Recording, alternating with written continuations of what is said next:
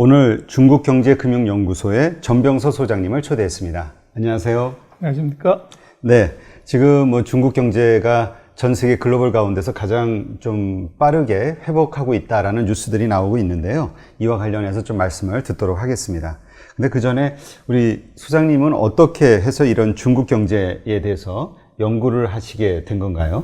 2001년에 그 모 금융회사에 임원으로 승진하면서 그 40돌에 처음 시작을 했었고요.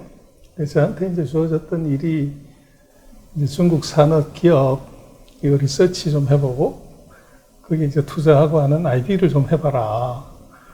그랬었는데 그게 뭐 기업이라는 게 그 일이 닥쳐지면 뭐든지 이제 하는 거죠. 그래서 그때부터 벌써 18년이 됐네요. 그래서 중국의 칭화대학이라고 있습니다. 네. 거기서 이제 석사를 했고요.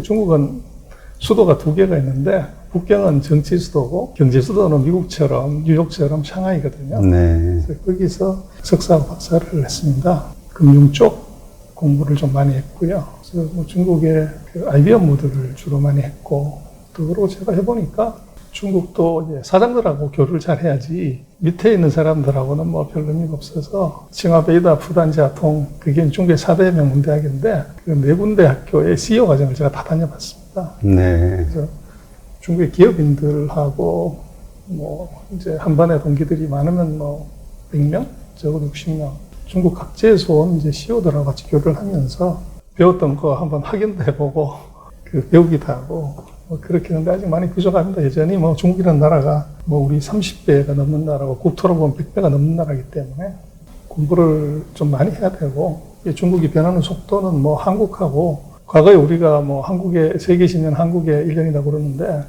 중국은 그보다 더 빠른 것 같습니다. 원래는 그 증권사 대우증권에 계셨었잖아요. 네. 네. 그러다가 이제 그 중국의 비즈니스 담당을 하면서 이제 자연스럽게 중국에 대해 스터디를 하시게 된 거네요. 먹고 살려고. 회사에서 시키면 할 수 없죠, 뭐. 네, 그러면 이제 중국의 현재 상황에 대해서 좀 질문을 좀 드릴게요. 지금 중국의 8월 제조업 PMI 지수가 예상을 뛰어넘었다. 9년 6개월 만에 최고치를 기록했다. 뭐 이런 뉴스가 나왔는데요. 이러한 것들이 중국 경제의 뭐 어떤 현재 모습이 크게 좀 반등하고 있다라고 그런 모습을 보여주고 있는 건가요? 말씀하신 이제 중국의 PMI는 두 개가 있어요. 그래서 지금 차이신 PMI 최근에 한국 언론에서 이제 나온 이게 하나 있고 국가통계국이 이제 만드는 PMI가 있습니다. 그래서 이 샘플이 서로 달라요. 그래서 이제 국가통계국은 주로 이제 중국의 대기업들이 이제 2, 3천 개가 들어가 있는 거고 이 차이신은 이제 잡지사 이름이에요. 그래서 이제 우리 같으면 뭐 그 매경이나 한경 같은 거기서 하는 거라서 얘들은 이제 국유기업에 뭐 영향을 못 미치니까 민간 기업들의 경기가 어떤지를 조사하는 겁니다. 그래서 이제 대표성은 차이신보다는 이제 중국 국가통계국이 발표하는 그 PMI가 신뢰성이 더 높고요. 그래서 중국 같은 경우는 지금 이게 차이신 PMI가 이게 높게 나왔다고 하는 것의 의미는 민간 기업들이 이제 회복하기 시작했다. 이제 거기에 큰 의미를 줄 수가 있고요. 그리고 이것이 이제 왜 이렇게 높게 나왔냐 하는 것은 결국은 지금 세계 경제 회복은 코로나 방역의 이 수준이 경제활동의 수준을 결정을 합니다. 그래서 중국은 뭐 전 세계에서 가장 빨리 그 발병하고 15일 만에 이제 피크아웃을 시켰고, 우리 한국이 25일, 뭐 유럽이 한 45일, 미국은 뭐 아직도 진행 중이고, 그러다 보니까 코로나19의 그 안정화의 속도, 요게 이제 경기를 결정을 했고, 중국 같은 경우는 그 3월 달 코로나가 창궐했던 그 한 달 빼놓고는 이제 PMI가 다 이제 50 이상으로 올라왔고, 지금 이제 54까지 왔다고 하는 것은 앞으로 3개월 뒤에 그 4분기 요 시점에 이제 경기 속도는 지금보다 더 빨라질 거다. 그렇게 예상을 할 수가 있을 것 같습니다. 네. 이 PMI 지수는 그러니까 몇 개월 전의 상황을 지금 선반영하는 건가요? 한 3개월, 한 분기 정도 빨리 가면서 이게 이제 구매를 담당하는 그 담당자한테 물어보는 거죠. 경기 어떨 거냐 그랬을 때 뭐 전보다 좋으면은 50 이상, 나쁘면 50 이하를 체크하게 되고, 그래서 보통 우리가 이제 구매를 할 때 보면 LC 같은 거 90일짜리를 끊죠. 네. 그래서 대체적으로 한 3개월치 정도를 이제 보는 거니까 이것의 예측력은 단기 경기, 한 3개월 앞의 경기가 어떠냐를 보는데 도움이 됩니다. 네. 제가 지금 정확한 그 명칭은 생각이 나지 않는데, 7월 달에 중국의 어떤 지표 하나가 상당히 안 좋았다. 그래서 8월 달을 좀 지켜봐야 된다. 이런 얘기가 있었거든요. 어떤 출연자분이. 혹시 어떤 건지 아시나요? 글쎄요, 중국 경제 지표 전체적으로는 3월 달 이후로 모든 지표들이 다 개선되는 쪽으로 갔고 더 나빠진 건 없어요. 그래서 마이너스 폭이 줄었다거나 뭐 이런 형태고, 마이너스가 계속 유지됐다는 것들은 있지만, 예를 들면 고정투자 같은 경우는 이제 마이너스가 계속 유지가 돼 있는데, 지표가 3월 이후에 지금 8월까지 지표가 다 악화된 지표는 없습니다. 다 이제 악화된 상태에서 개선되는 쪽으로 간 거죠. 네. 그러면 모든 글로벌리 마찬가지지만 중국도 이제 최악의 상황에서는 모든 전문가들이 수치를 좀 낮게 예상을 하잖아요. 그런데 이제 그거보다 높은 수치들이 나오면서 이제 괜찮아지나 보다, 뭔가 그런 어떤 감정이 드는 건데, 그럼 이런 상황에서는 이제 다음에는 좀 더 높은 기대치가 이제 올라가게 돼서 그 다음에 수치가 좀 안 좋아지면 어떻게 될까, 뭐 이런 것들을 걱정하시는 분들도 있더라고요. 근데 이제 이게 PMI 지표 같은 경우는 50을 기준으로 이제 전달보다 어떠냐 하는 거고, 그것이 이제 50 밑으로 내려가지 않는다거나 하는 것은 전달보다는 좋아진다는 건데, 좋아지는 속도가 떨어지냐 마냐는 거고요. 지금 중국 같은 경우를 보면은 정부가 뭐 미국도 그렇고 한국도 그렇지만 계속적으로 이게 경기 부양책을 쓰고 있고 돈을 풀었기 때문에 그것의 효과는 보통 돈 풀고 나서 한 9개월 정도에서 12개월 정도 시차가 있다가 나타나요. 그래서 현금을 바로 하면은 그건 가는 거지만, 투자를 하거나 뭐 이러는 것은 통상으로 보면 자금 공급 이후에 한 9개월에서 이제 12개월 정도를 놓고 보면, 금년 3월에 이제 사고가 났기 때문에 금년 연말, 내년 1, 4분기, 2, 4분기의 숫자는, 특히 내년 1, 4분기 숫자는 굉장히 높게 나올 가능성이 있습니다. 네, 그렇군요. 그런데 지금 미국하고 중국과의 갈등 관계는 점점 심해지고 있잖아요. 1단계 무역 합의를 지금 어떻게 제대로 이행이 되고 있는 상황인가요? 1단계 무역 합의에 대한 오해가 있는데요. 그래서 2017년에 샀던 것보다가 낮으면 안 되고, 2020년, 21년 두 해에 걸쳐가지고 2천억 달러어치를 더 사주는 걸로 되어 있어요. 그래서 아마 2010년에 600억 불인가 800억 불인가 더 사줘야 되는데, 그럼 대략 한 1,800억 불 정도를 이제 금년에 중국이 미국으로 더 사줘야 되는데요. 7월 말까지 했을 때 한 36% 정도 목표치에 그 정도밖에 이제 안 온 거죠. 근데 이제 그 목표치에 대한 이제 이행 여부는 7월 달까지 분기별로 또는 월별로 목표치가 정해져 있는 것이 아니고 2020년 연간으로 예를 들면 1,800억치를 사주는 걸로 되어 있어요. 그래서 지금 그 목표치를 달성했냐 안 했냐는 12월 31일 날 가서 보면 되는 거고, 지금 이제 중간에 점검을 해봤더니 이론상으로 한 6개월에서 7개월이 지나면 한 50%는 해야 되는 거 아니냐. 네. 이제 그게 미국 쪽에서의 요구사항인데, 이제 중국은 발뺌을 하는 거죠. 아직 뭐 6개월, 5개월이 더 남아있는데, 그때까지 사면 되는 거 아니냐. 이제 이렇게 이제 가는 건데, 문제는 그 안에 있는 세부 항목이에요. 그래서 거기는 공산품이 있고, 에너지가 있고, 이제 농산품이 있고, 뭐 서비스가 있는데, 1단계 무역 합의를 하는 가장 중요한 이유 중에 하나는 금년 11월에 있을 선거에서 트럼프 대통령이 이제 유리한 고지를 점령할 수 있는 가능성 때문에 이제 합의를 해준 건데, 트럼프 대통령의 표밭이 농업 지역, 그 다음에 이제 에너지 지역이 많아요. 근데 문제는 중국이 이제 농업 지역하고 에너지 지역에 이 농산물을 왕창 사줘야 트럼프 대통령의 재선에 도움이 되는데, 중국이 무슨 야근 짓을 했냐 그러면 농업 지역의 구매를 당초 목표의 24%밖에 안 사줬어요. 네. 그리고 더 이제 그런 것은 에너지는 6%밖에 사지 않았습니다. 그래서 결국은 이제 트럼프 대통령이 지역 구민들한테 어떻게 보면 이제 뻥을 친 것처럼 된 거죠. 그래서 중국이 이 대량으로 사줄 거다 그랬는데 이게 작년보다 훨씬 더 이제 줄어버렸기 때문에, 그래서 이제 미중 무역 협상 1단계 점검 회의가 원래 8월 15일 날 열리게 돼 있는데요. 이게 이제 연기가 된 거죠. 무기 연기가. 그래서 그 이유는 의제를 확정하지 못했다. 그 얘기는 이제 서로가 이제 뭘 해줄래 하는 것에 대해서 여기에 둘이 합의를 못 봤다는 거죠. 그래서 그것은 아마 미국은 압력을 넣고 중국은 이제 화끈한 대답을 하지 않고 소위 말하는 이제 간보기, 꼬리 빼기를, 그래서 아마 미국은 이제 11월 3일 이전 10월 31일까지 적어도 90% 이상의 구매를 왕창 해줘라. 그렇게 압력을 했지만 이제 중국은 뭐 미국 하는 거 보고 하겠다. 그래서 12월 31일까지 하면 되는 건데 왜 이제 재촉을 하냐.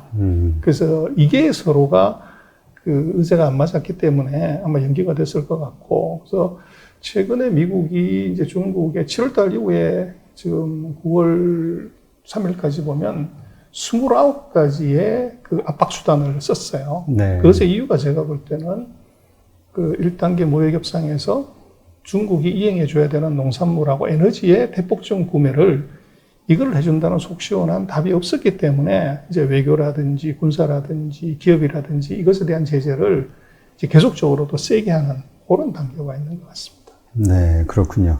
그러면 중국에서는 결코 그 무역 합의 그거를 우리가 지키지 않겠다 이런 얘기는 안 하는 거네요. 지키겠다. 대신 아직 여유가 있지 않냐 이 얘기인 건가요? 절대 안 하는 거죠. 그래서 결국은 이제 트럼프 길들이기를 하는 건데 10월 30일까지 안 사줬을 때 농업이나 이 에너지 지역에 이 표 떨어지는 소리가 나면은 어떡할래?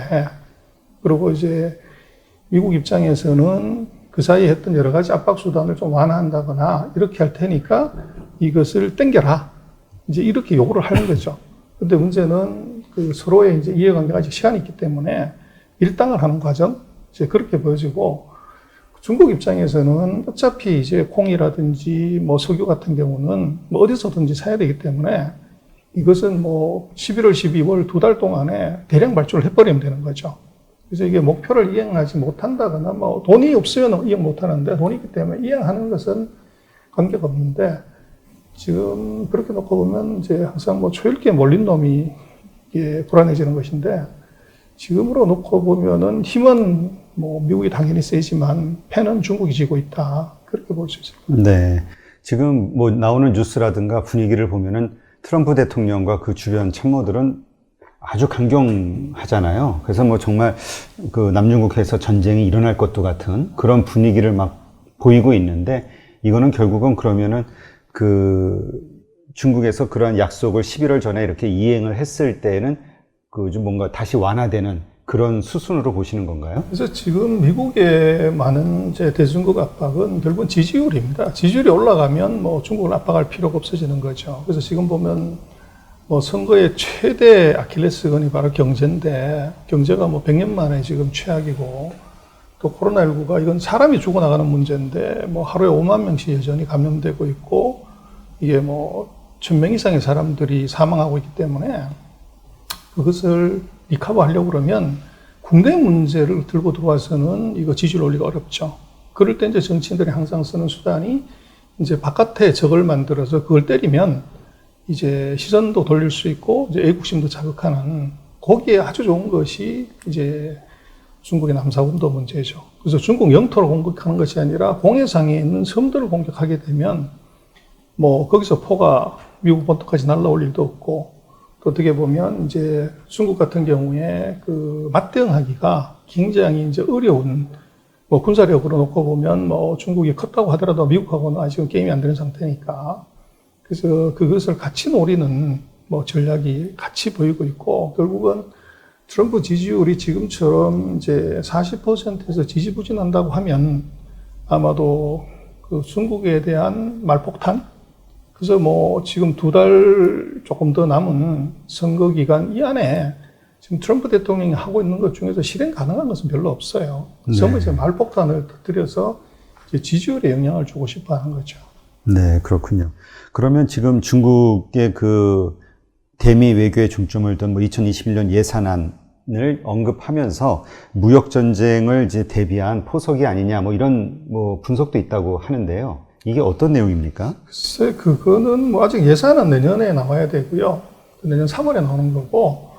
그래서 지금 중국이 전략적으로 가는 그림을 보면 중국의 경제에서 그 이번에 금년 하반기에 들어서 나온 키워드 하나가 이 대순환이라는 말을 써요. 그래서 이 서큘레이션 이코노미라는 건 얘기인데, 그래서 이 얘기는 우리말로 하면은 그 내수 중심 성장입니다. 내수의 이 산업들을 잘 유통을 시켜서 경제를 끌고 간다. 그래서 이제는 수출에 의존하는 이런 경제 안 한다는 거죠. 그래서 이제 중국말로 이제 수황신한 그러는 내수에다가 거기다 플러스 무역을 갖다 붙이는 정도, 이렇게 보는 거죠. 그래서 보면 중국의 경제정책의 핵심은 지금 철저하게 내수 부양, 그래서 이제 내수 중심으로 가게 돼 있고, 그리고 그것을 이제 어떻게 보면 보완하는 중요한 수단 하나로 투자를 쓰는 겁니다. 그래서 과거에는 중국의 투자가 뭐 소위 말하는 콘크리트 시멘트 투자, 뭐 철도 교량 뭐 이런 데 투자를 했지만, 지금 금년도에 중국이 투자하는 것은 신SOC, 소위 말하는 4차 산업혁명이 인프라에 해당되는 산업을 과도할 정도로 지금 투자를 합니다. 그래서 내수 플러스 이제 그 신인프라, 여기에 투자를 왕창 해서 GDP를 맞춰가는 그림으로 가고 있고, 그리고 또 하나 주목해서 봐야 될 것은 중국의 방산 투자예요. 네. 그래서 중국이 이제 2016년, 17년에 이제 그 군사개혁, 이제 이쪽을 하고 난 다음에 그 인민해방군도 좀 줄였고 뭐 그러면서 국방 예산도 이게 투자를 좀 줄이다가 이게 지금 미국하고 이런 상황이 벌어지면서 이제 국방 예산을 이거를 이제 대폭 늘리는, 그 대폭 늘린다는 것이 GDP 성장률의 2배 이상의 투자를 계속하는 거죠. 그래서 그 방산 쪽의 투자, 뭐 이것이 예산 배정의 확대, 이게 조금 특징적입니다. 그래서 뭐 주식시장에서도 중국의 방산 관련되는 회사들이 굉장히 많이 주가가 움직여 올라갔죠. 그래서 그것은 이제 말씀하신 대로 중국의 내년도에 이제 다가올 것에 대한 이제 선투자, 그거 효과를 이미 반영하고 있다. 그렇게 볼 수 있을 것 같습니다. 네, 그렇군요. 지금 중국이 저번에 장강, 홍수라든가 뭐 이러저러한 것들 때문에 내수를 부양하는 게 좀 그게 생각처럼 쉽지가 않을 것이다. 경기가 좀 두고 봐야 된다. 이렇게 좀 부정적으로 보는 분들도 있던데요. 그래서 이제 그거는 그렇게 봐야 돼요. 우리 같은 경우에 그 중국이 아까 뭐 방송 전에도 말씀을 하셨지만 조금 과도하게 중국의 상황을 해석하는 경향, 이게 이제 문제인데, 뭐 한국 언론에서 장강댐이, 산차댐이 무너져가지고 밑에가 다 이제 물바다 되고, 또 뭐 중국에 지금 홍수가 나서 그 물이 제주도까지 넘어와가지고 뭐 제주도 고기가 다 죽는다, 뭐 이런 얘기는, 비만 오면 이제 산차댐 무너진다는 얘기가 한국에서 나와요. 그래서 그게 이제 우리로 보면 너무 과도한 이제 해석을 하는 거고, 그 홍수가 이제 뭐 심하다고 하는데, 과거 데이터를 놓고 보면요, 중국은 한 4년에서 5년마다 한 번씩 큰 홍수가 오는데, 그때 이재민의 숫자가 뭐 작으면 2억, 많으면 4억 명까지 가요. 그래서 이번에 그 홍수의 피해가 한 1억 5천, 뭐 2억이 안 됩니다. 그럼 이제 최근에 그 5년, 10년의 홍수에 비하면 이 피해가 그렇게 크지 않아요. 근데 우리는 그 이제 절대 숫자, 1억 명, 1억 5천만 명, 뭐 우리나라 인구의 3배가 이재민이 됐는데, 이렇게 보면서 그걸 그 해석을 과하게 하는 거죠. 그래서 중국은 뭐 숫자 낮다고 그러면 2억에서 4억 명이 이재민이 생기기 때문에, 이번 같은 경우는 1억 5천 뭐 이내외 정도는 과거의 홍수에 비해서는 그렇게 시리어스하지 않다. 그렇게 이제 봐야 될 것 같고, 그 중국의 지금 이 지역으로 놓고 보면 홍수 난 지역은 지금 장강유역의 고지역이에요. 근데 그 장강유역이 중국 전체의 지역에 비해서 어느 정도 비중을 차지하냐. 지역으로 보면 그게 뭐 5분의 1도 안 되는 지역이죠. 그래서 내수 부양은 그 장강 지역의 5분의 1, 오히려 이제 홍수가 나게 되면 거기다가 돈을 엄청나게 더 갖다 붓기 때문에 더 이제 경기 부양이 이루어질 수가 있는데, 오늘 제가 본 자료 중에 하나는 중국의 100대 부동산 회사가 어느 지역에 부동산 이제 건설공사 아파트 지으려고 땅을 가장 많이 샀냐, 이걸 조사한 걸 보니까 우리 같으면 이제 베이징이나 샹하이나 shenzhen이나 광저우 같은 일선 도시에 왕창 많이 샀을 것 같은, 놀랍게도 이 중국의 100대 부동산 회사가 가장 땅을 많이 산 지역이 우한이었습니다. 아, 그래요? 그래서 우리가 생각할 때 우한은 뭐 이제 코로나19 때문에 완전히 초토화된 죽음의 도시로 가봤는데, 부동산 회사들은 거기다 가장 많이 땅을 산 거죠. 이유가 뭐냐? 정부가 거기다가 대대적인 이제 지원을 해버리는 거죠. 경기 부양처럼. 그래서 그렇게 놓고 보면 홍수가 난 지역에 이제 오히려 거기다가 그 SOC 투자를 대대적으로 해버리면 이게 오히려 그 내수 부양을 조금 더 쉽게 하는 핑계가 생기니까 이제 그런 것이 생길 수가 있죠. 있고, 지금 내수 부양이 잘 안 된다 이러는 것은 그건 완전 넌센스입니다. 이게 한국의 이제 그 이코노미스트들이 정확하게 잘 못 봐서 그런 건데, 미국이나 한국 같은 경우도 돈 갖다 퍼주면 바로 이게 그 내수가 부양이 되는데, 중국은 지금 우리는 뭐 상품권 받아가지고 현금 받아서 얘기하는 중국은 이 돈을 핸드폰으로 그냥 준다고요. 네. 그래서 핸드폰으로 그냥 결제해버리고 소비를 해버리기 때문에 이것의 스피드나 효과는 한국보다 월등히 빨라요. 그래서 중국의 내수 부양 효과가 떨어진다. 그것은 조금 뭐 해석을 뭐 물론 보기 따라 다르지만은 그건 조금 이제 잘못하고 있는 거 아닌가 그렇게 보고 싶습니다. 네, 그렇군요. 그러니까 어쨌든 지금 중국 정부는 잘 연착륙을 하고 있는 그런 상황이라고 저희가 이해를 하면 되겠네요. 이번에 그런데 폼페이오 국무장관은 이제 유럽 여러 우방국들을 방문하면서 화웨이에 대한 제재, 이 문제를 이제 언급하면서 이제 같이 동참하기를 요구했잖아요. 지금 화웨이에 관한 이러한 미국의 전방위적인 압박, 이게 과연 화웨이가 생존할 수 있을까라는 그 질문이 생기거든요. 어떻게 보시나요? 화웨이는요, 이게 대주주가 1%밖에 지분이 없어요. 그래서 나머지 99%는 밝혀지지가 않아요. 우리 사주라고 얘기하는 누군지 모르는 거죠. 그래서 런성테이 회장이 1% 지분을 가지고서 이제 경영권을 행사한다고 하는 것인데 그것은 사실 말이 안 되죠. 그리고 이제 화웨이가 그 중국의 5G 통신망을 포함한 모든 통신망 인프라를 다 깔고 있는데 그것의 이유는 이것이 민간 기업인 것 같지만 이제 국가가 깊이 관여하고 있는 기업이다 이렇게 볼 수 있습니다. 그래서 미국이 제재를 하든 뭘 하든 간에 국가 기업은 중국이 망하지 않는다면 망할 수가 없어요. 그리고 지금 이제 중국의 화웨이 제재를 그 이제 우리나라에서도 오인하는 것이 이것이 중국 전체에 대한 제재다 이렇게 이제 확대 해석해가지고 기사도 그렇게 쓰고 그 이제 뭐 애널리스트들의 해석도 그렇게 하지만 그건 좀 잘못된 거예요. 지금 화웨이하고 화웨이 계열사 180여 개 회사만 여기에다만 반도체를 공급하지 말고 요 회사들에서 나온 제품을 쓰지 말라는 것이지 화웨이 이외 다른 회사는 예를 들면 ZTE다, 중신통신이다, TCL이다, 샤오미다 이건 어떡할래? 거기에 샤오미나 TCL의 이 ZTE는 반도체를 못 파냐? 그건 제재 대상이 아니에요. 그래서 지금 화웨이는 그 전체 매출의 거의 한 70%, 그 내외가 60, 70%가 국내 매출입니다. 그래서 왜 수출이 뭐 그렇게 생각보다 크지 않아요. 그래서 수출이 빵이 된다고 하더라도 이것이 국내 쪽은 제재를 상대적으로 덜 받기 때문에 생존하는 데는 크게 문제가 없고 지금 화웨이가 이제 미국이 그 법을 만들고 제 명령을 했을 때 오늘부터 이렇게 잘라버리면 되는데 그거를 9월 15일까지 이제 거의 90일 가까운 유예 기간을 줬어요. 네. 그 사이에 화웨이가 뭐를 했냐. 그리고 또 이미 그 2년간 화웨이에 대한 제재가 있었기 때문에 화웨이는 그 재고를 이걸 왕창 쌓아놓은 거죠.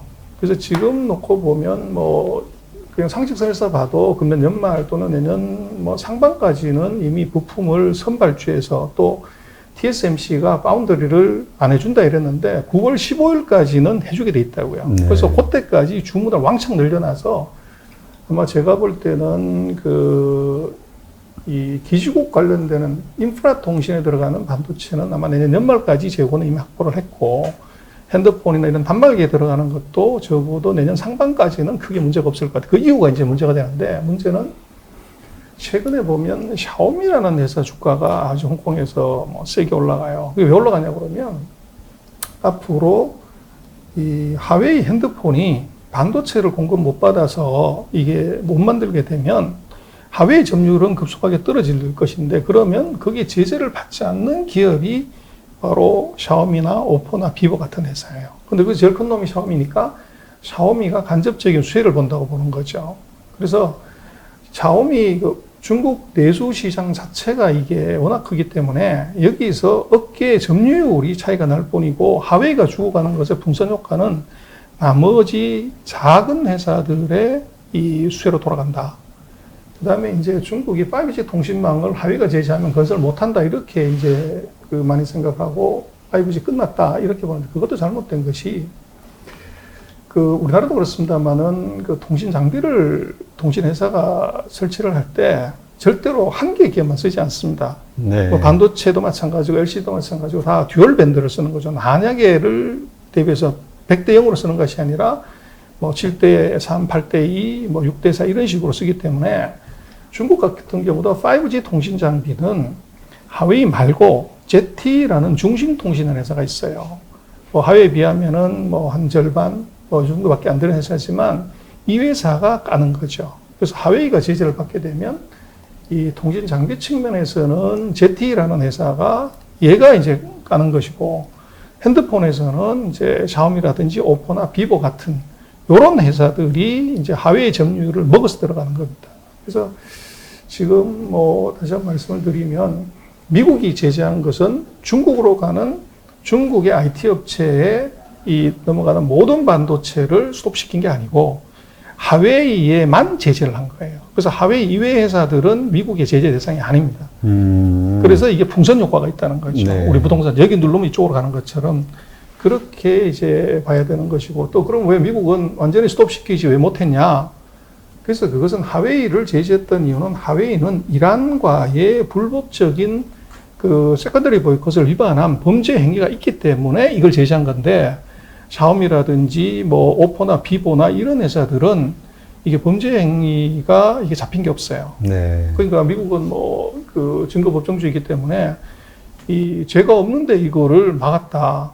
이건 이제 이게 허용이 안 되는 거죠. 그래서 문제가 있는 이제 하웨이만 제재한 것이다. 그렇게 볼 수가 있습니다. 네. 그러면 우리가 보통 화웨이가 제재를 받으면서 반대 반사 이익을 얻을 게 이제 삼성전자다 뭐 이런 얘기를 많이 하잖아요. 근데 꼭 그렇게 단편적으로 보기는 어렵겠네요. 말씀하신 대로 중국의 샤오미나 그런 기업들도 혜택이 될 수 있는 거네요. 그래서 이제 시장을 나눠봐야 되는데 중국 시장 안에서는 우리 삼성은 점유율이 빵이에요. 네. 그래서 수혜가 없고 지금 미국하고 유럽의 일부 국가들은 미국과 이제 여기에 동조를 해서 하웨이 장비를 쓰지 않겠다.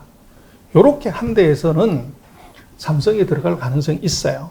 근데 이제 문제는 미국하고 유럽이 친하단 말이에요. 네. 그래서 지금 이제 유럽의 통신 장비들이 있습니다.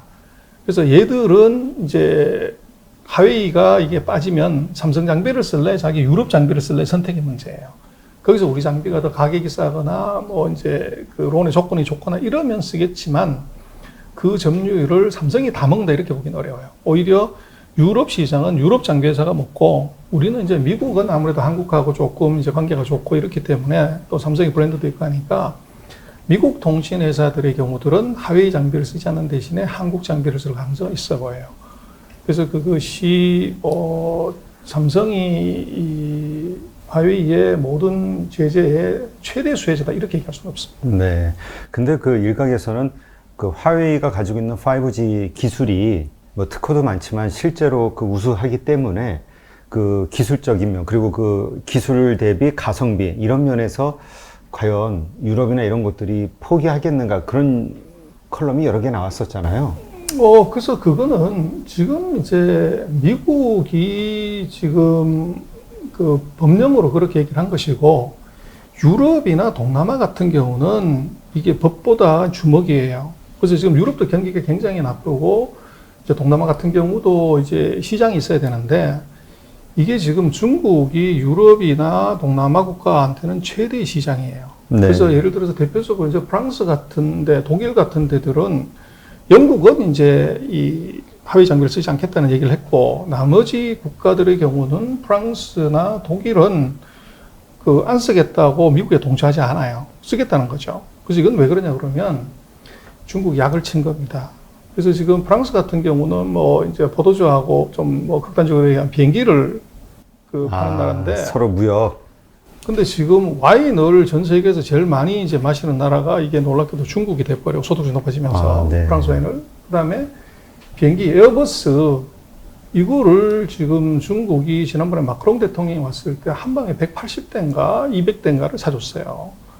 그러니까 이 불황에 그런 정도 거대한 구매력을 가진 데가 거기밖에 없죠. 그리고 지금 미국하고 치고받고 싸우기 때문에 그 보잉이 뭐 주가도 폭락하고 그랬지만 보잉의 최대 구매자도 중국의 항공사들입니다. 그래서 중국이 지금 1년에 해외 영을 1억 6천만 명씩 가요. 근데 이게 매년 10% 정도 늘어나기 때문에 에어버스 제일 큰 비행기가 한 550명 탈 수가 있는데 매년 중국은 신규로 증가하는 이 인구 때문에 뭐 비행기가 한 250대에서 300대를 계속 구매를 해야 됩니다. 근데 그걸 보잉을 살래, 에어버스를 살래, 프랑스 걸 살래, 미국 걸 살래, 이거는 이제 중국의 선택인데 미국하고 싸웠기 때문에 보잉을 안 사는 거죠. 그럼 프랑스 입장에서는 이제 에어버스를 대급할 수 있는 기회가 생겼는데 이거를 하위 장비를 쓰지 않음으로 인해서 이걸 포기할 거냐. 이 문제가 있고 독일도 마찬가지로 지금은 이게 독일은 이제 자본재 수출을 많이 하니까 이게 지금 자동화기기나 이것은 중국이 최대 시장이에요.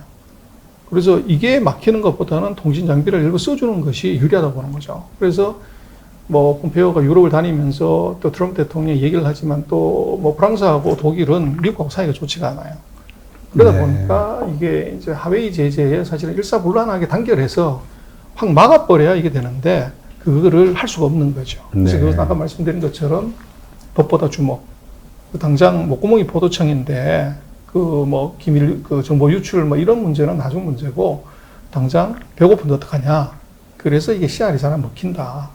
그래서 이 미국의 통제가 강한 건 분명하지만 구멍이 중간중간 뻥뻥 나 있다. 그렇게 볼 수 있을 거예요. 네, 그렇군요. 근데 지금 말씀하신 것처럼 화웨이 그 회장이 창업주가 1%의 지분밖에 안 가지고 있다. 그러면 뭐 미국에서 이거는 공산당이 소유하고 있는 회사다라고 하는 게 합리적인 의심이 될 수도 있겠네요. 의심은 할 수 있는데 증거가 없죠. 그래서 이제 상장회사 같으면 이제 주주 명부를 공개해서 누구나 볼 수가 있는데 이건 비상장회사이기 때문에 주주 명부를 공개할 이유가 없어요. 그래서 이제 뭐 표면상으로는 우리 사주 이제 직원들이 갖고 있다는 거죠.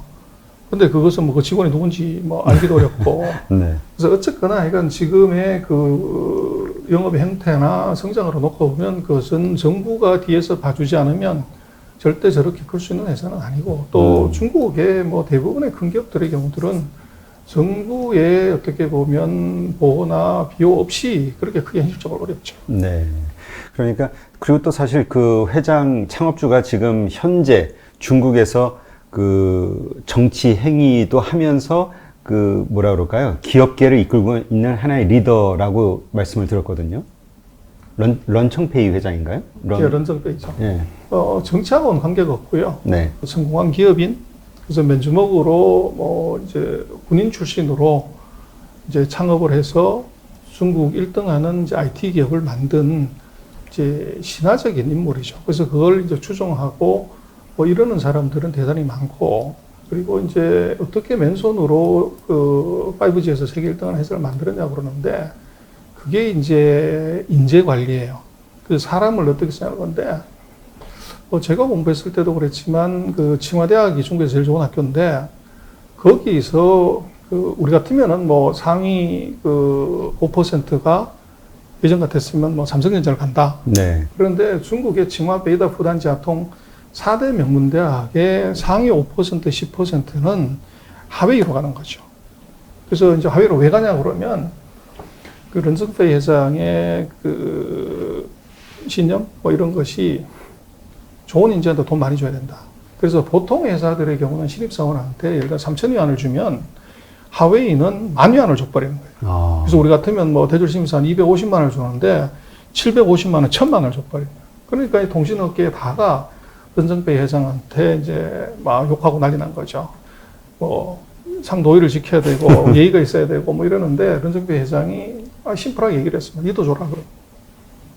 그래서 그게 이제 5년, 10년, 20년이 돼버리니까 최고의 인재들이 모여서 거기서 만든 제품이 되다 보니까 중국 최고가 되고 이게 이제 세계 최고가 된 거죠. 그래서 최근에 더 재미난 것은 그 미국이 이제 중국으로 넘어가는 인재들을 완전히 이제 차단을 한다. 그래서 네. 백인 천인 계획이라고 노벨상을 받을 수 있는 정도 수준의 이 하이 퀄리티 인재를 중국이 1000명을 스카우트한다.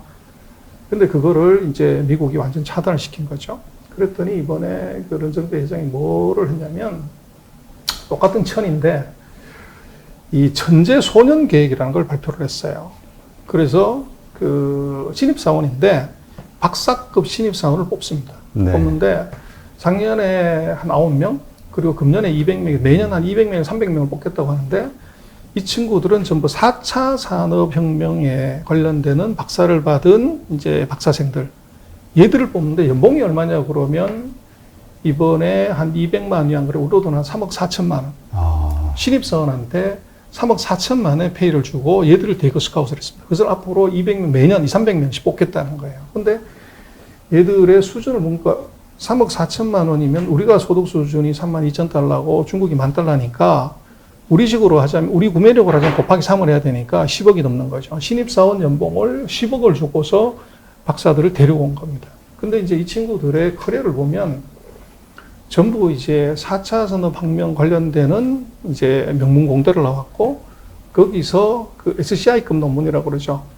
그 국제학술지에 이제 등재를 한 그런 정도 수준의 인재들을 대거 이제 끌어모았다는 겁니다. 그래서 그렇게 놓고 보면 이게 뭐 사회주의 국가의 어떤 자원을 집중하는 능력도 있지만 리더가 그 뛰어난 인재를 모아서 이 사람들을 모아가지고 시너지를 하고 새로운 것을 창조하는 뭐 그런 것들은 우리가 많이 좀 본받아야 되고, 뛰어난 인재에 이제 좋은 대우를 해서 이 좋은 성과를 만들게 하는 것, 이거는 정말로 우리가 중국을 잘 벤치마크 해야 될 일일 것 같아요. 네.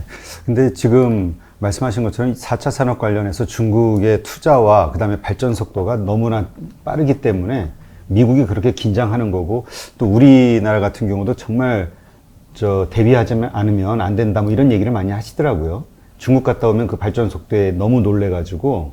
그래서 이번에 미중 전쟁의 기술 전쟁의 핵심은요 5G예요. 그래서 지금 그 19세기 이후로 2차, 3차, 4차, 이제 5차 산업혁명의 과정에서 이 모든 신기술은 미국이 주도했죠. 네. 그래서 미국이 첨단 기술에서 다른 나라에 뒤져본 적이 없습니다.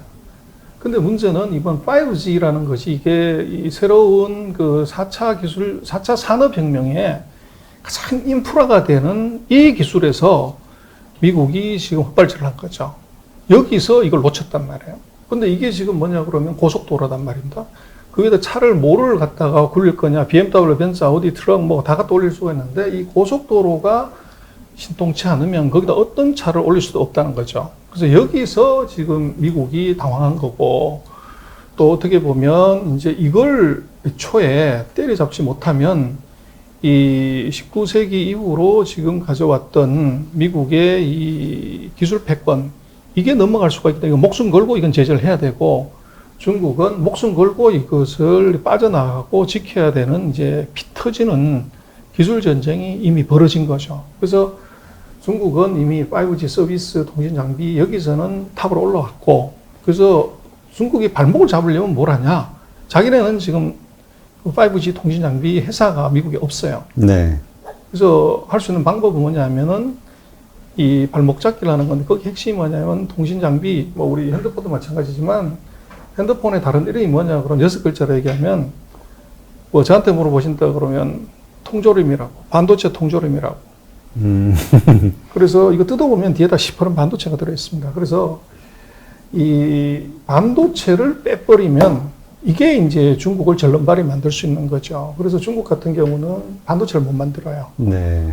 그래서 요걸 갖고 지금 발을 잡았고, 그 사이에 이제 중국을 이 발목 잡아놓은 사이에 5G에서 이제 미국이 이것을 넘어설 수 있는 기술을 6G가 되든지 새로운 테크를 이걸 만들어야 되는 초조함, 조급함이 지금 미중에 어떻게 보면은 그 최근에 벌어진 뭐 기술 전쟁, 그것의 네. 본질이라고 볼 수 있습니다. 네.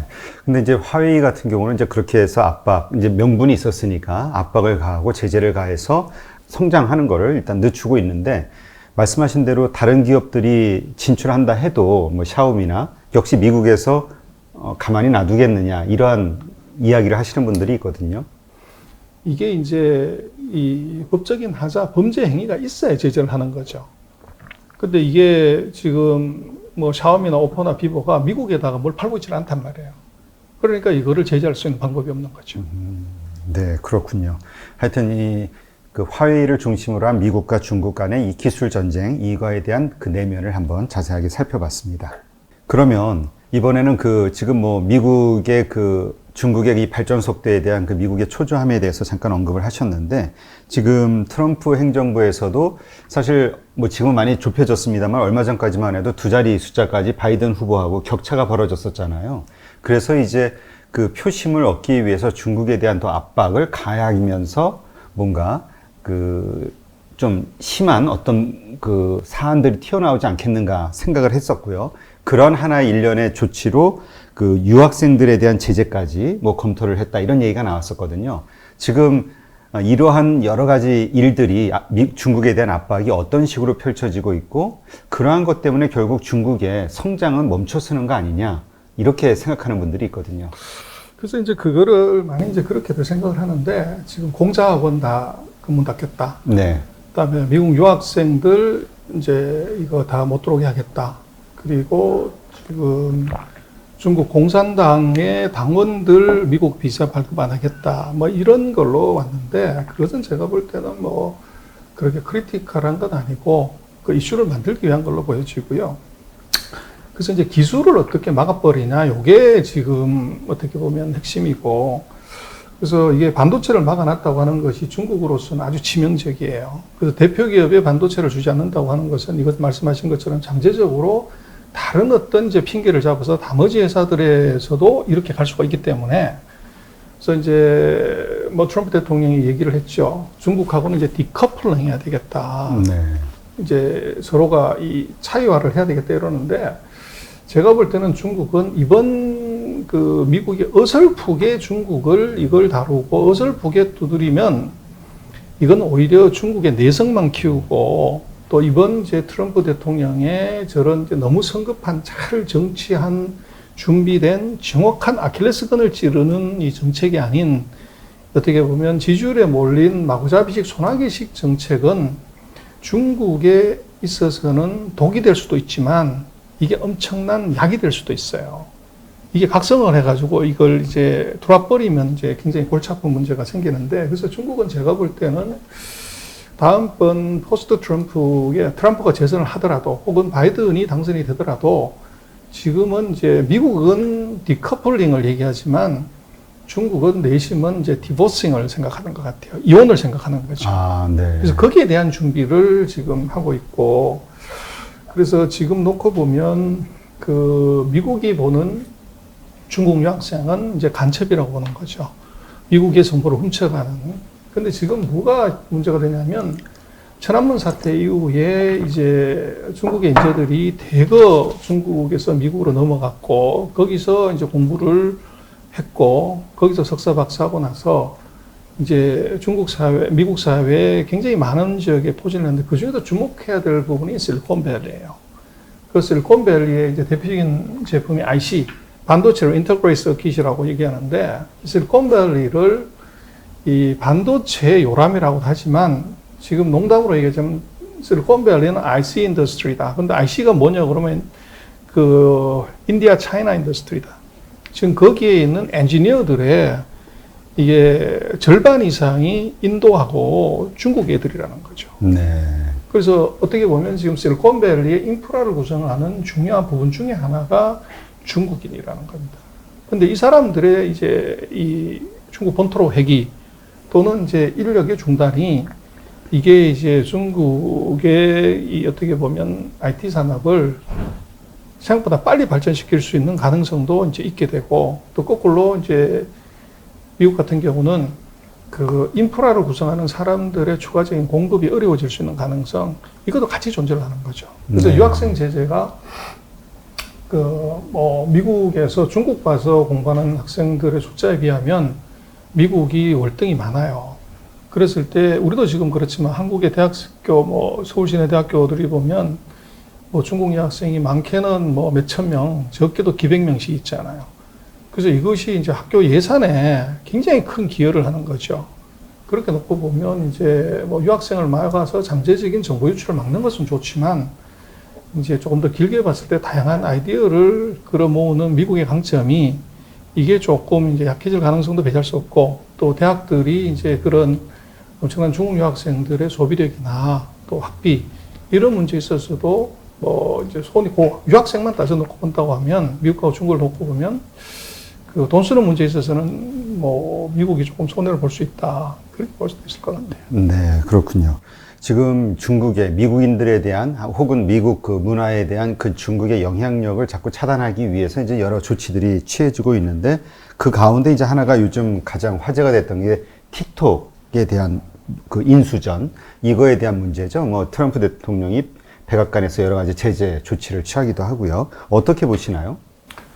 이거는 그냥 뜨거운 감자로 보여져요. 그래서 이게 먹기가 어려운 감자인데 그냥 우리가 생각을 해보면 틱톡이라는 게 이 15초짜리 동영상 클립을 서로 올리는 거란 말이에요. 근데 지금 세계 최고의 IT 모바일 이 스마트폰의 나라 미국에서 이거 15초짜리 동영상 사이트를 하나 그냥 만들면 되지. 그걸 뭐 제재하고 자시고하고 올 필요도 없는 거죠. 근데 이제 제가 보는 관점은 지금 그 IT 플랫폼 기업들 자체에서 뭐가 있냐면 그 노화 현상이 있다는 거예요. 그래서 이미 구글의 이제 이 CEO나 그 페이스북의 CEO나 넷플릭스의 CEO 같은 미국의 그 플랫폼 기업의 공룡들이 이미 이제 IT 산업의 속성으로 나이가 들었다는 거죠. 아, 예.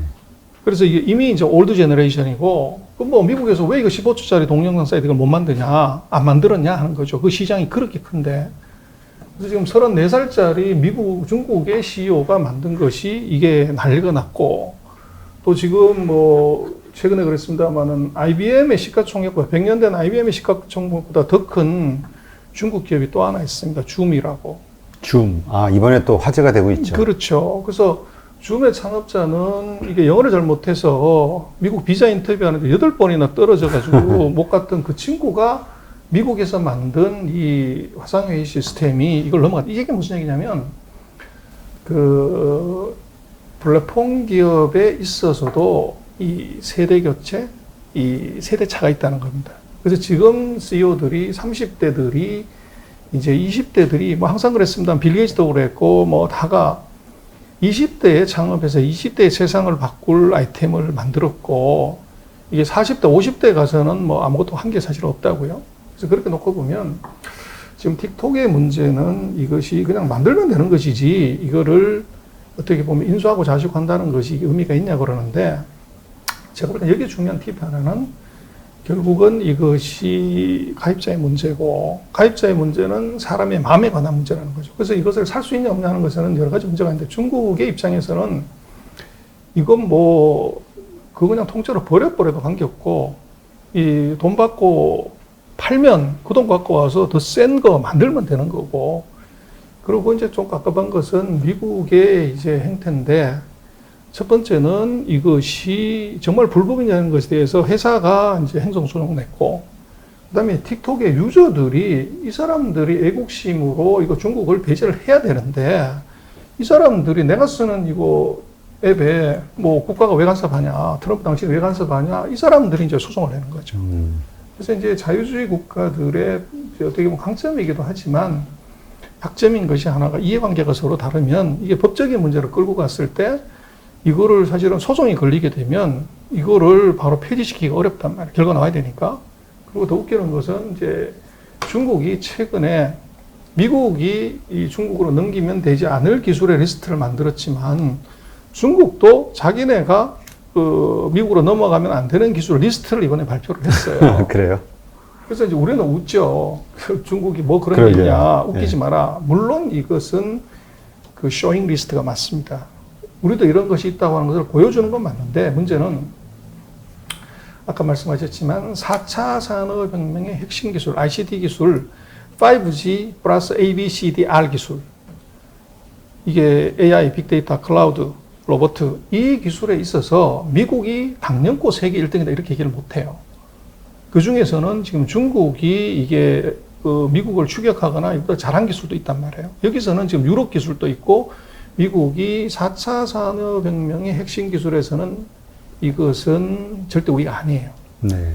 그래서 제가 볼 때는 얘들이 자기네 금수 수출 금지 리스트를 만들었다고 하는 것 자체가 우리도 이걸 할 수 있다는 그 자신감을 보여준 것 같고, 그래서 지금 이런 틱톡에 관한 것들은 앞으로도 이제 계속적으로 이런 일이 벌어질 수가 있는데, 이렇게 되면 무슨 일이 벌어지냐면 ICT 산업, 정보 산업에서도 중국이 홍콩을 통치할 때 보면 일국양제라는 말을 써요. 네. 한 나라의 두 개 체제. 근데 지금 앞으로 이런 식으로 가게 되면 일구양제, 한 개의 지구에 두 개의 체제로 가버리는, 그래서 미국 기술, 미국 서비스로 가는 시스템하고 중국 기술, 중국 서비스로 가는 이 시스템으로 구분될 가능성이 있어 보여요. 그래서 그게 이제 우리한테는 리스크이기도 하고 이제 기회이기도 하고요. 그래서 얼마 전에 보면 우리 핸드폰에 여기 GPS 그런 이 GPS가 위성통신 이름이잖아요. 근데 이 중국이 BDS라고 7월 말에 이 전 세계를 커버하는 이 통신 시스템을 개통을 했어요. 네. 그래서 이제는 중국이 이게 미국의 GPS 시스템을 써가지고 위치 정보를 잡았는데 이거를 자기네 기술로 쓰는 거죠. 그리고 이거를 거기서 그치는 게 아니라 152개 1대1로 연성국가한테 이 시스템, 미국 GPS 쓰지 말고 우리 GPS 써라. 그리고 지금 이제 중국의 GPS는 최신 이제 통신 위성이기 때문에 이 오차가 미국 GPS보다 훨씬 작습니다. 그리고 우리가 싼 가격에 줄게. 네. 정책적으로. 그렇게 지금 들어와 있는 거죠. 그렇게 놓고 보면 지금 절대적인 기준으로 미국에 비해서 중국이 약한 건 분명하지만 중요한 4차 산업혁명의 핵심 기술에 있어서는 미국에 대적할 만한, 그보다 떨어지긴 하지만 대적할 만하고 이 다른 나라들이 미국의 어떻게 보면 행포나 독점이나 여기에 시달렸던 나라들이 충분히 유혹에 걸릴 만한 기술을 갖고 있다는 겁니다. 그래서 그렇게 보면 지금 틱톡의 사태가 무슨 숏비디오 하나를 사고 팔고 하는 이런 문제가 아니고 4차 산업혁명의 핵심 기술, 핵심 서비스에서 이것이 미국과 중국이 완전히 이혼을 하는, 그리고 이것이 세계가 다시 그 기준으로 갈라져 버리는, 누구한테, 엄마한테 붙을래, 아빠한테 붙을래 하는 이런 식의 그 상황이 나타날 수도 있을 것 같고요. 물론 트럼프 대통령이 이제 재선이 되거나 아니면 이제 트럼프 대통령이 탈락을 하고 바이든이 또 집권하게 되면 또 시나리오는 달라지겠죠. 근데 지금 같은 상황으로만 놓고 본다면 그런 정도의 상상력이나 추론은 가능하다. 네, 그렇군요. 근데 그 미국의 입장을 들어보면은 트럼프 대통령은 그 표면적인 이유로 내세우는 게 사실 틱톡에서는 그 중국 공산당들이 중국의 틱톡 거기에서는 뭐 시진핑의 연설이 됐든 뭐 하여튼 중국 정부의 어떤 기관지 역할 하는 그런 뉴스들을 팝업 형태로 계속 내보내고 이러다 보니까 자연스럽게 세뇌를 시키는 이러한 그 효과를 가지고 있다.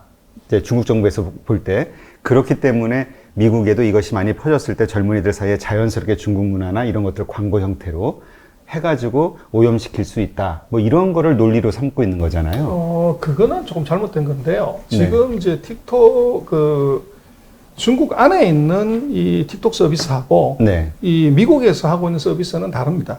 그래서 중국용 이제 틱톡은 말씀하신 그런 이제 정부 정보나 이런 것들이 암묵적으로 흘러 들어올 수가 있어요. 네. 근데 요거는 미국에 있는 것은 미국에서 오퍼레이션 되는 거고 중국 컨텐츠가 여기로 또 정부 컨텐츠가 이렇게 올라갈 그런 건 아닙니다. 그래서 이 해외 서버에, 해외 이 서비스는 해외에 있는 사람들이 거기다가 15초짜리 동영상을 자기네가 올리는 거죠. 네. 그 미국 정부가 올리는 게 아니고 중국 정부가 올리는 게 아니고. 그래서 그거는 조금 이제 다른 점이고 제가 볼 때는 이제 틱톡을 제재하는 가장 큰 이유는 뭐냐 그러면 IP입니다.